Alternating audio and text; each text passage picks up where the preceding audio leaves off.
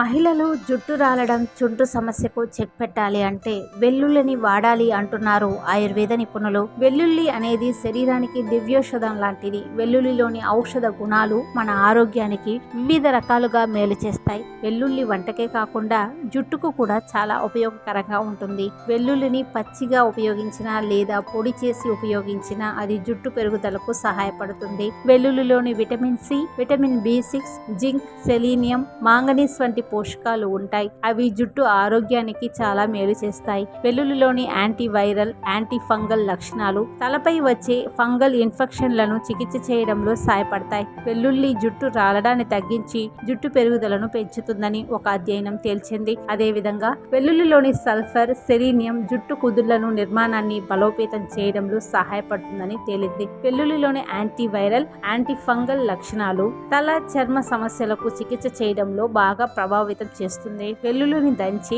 తలకు పట్టించడం వల్ల రక్త ప్రసరణ పెరుగుతుంది. చుండ్రు సమస్యల నుంచి ఉపశమనం లభిస్తుంది. వెల్లుల్లిలోని యాంటీ ఆక్సిడెంట్లు సూర్యుడి అతి నీల లోహిత కిరణాల వల్ల జుట్టు దెబ్బతినకుండా కాపాడుతాయి. వెల్లుల్లిలోని విటమిన్ సి జుట్టు పెరుగుదలకు ఉపయోగపడుతుంది. జుట్టు సమస్యలను వదిలించుకోవడానికి వెల్లుల్లి నూనెను ఉపయోగించవచ్చు. వెల్లుల్లి నూనె అన్ని రకాల సమస్యలకు ప్రయోజనకరంగా ఉంటుంది. వెల్లుల్లి నూనెను ఇంట్లోనే తయారు చేసుకోవచ్చు. దీనికోసం కొన్ని వెల్లుల్లి రెబ్బలను పేస్ట్గా రుబ్బి ఆ పేస్ట్ను ఒక ప్యాన్లో వేసి బాగా వేయించాలి.